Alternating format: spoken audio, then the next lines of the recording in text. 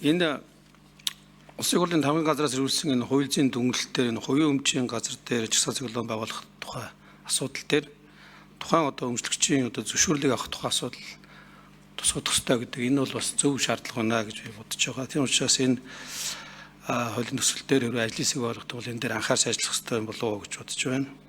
За хоёрдугаарт нэг байршилд нэг газарт олон зэрэг жагсаал цуглаан зохион байгуулах зөвшөөрөл олгуул яах вэ гэдэг бас нэг асуудлыг бас энэ тухайн ажлын хэсгээс анхаарч үзэх ёстой байна.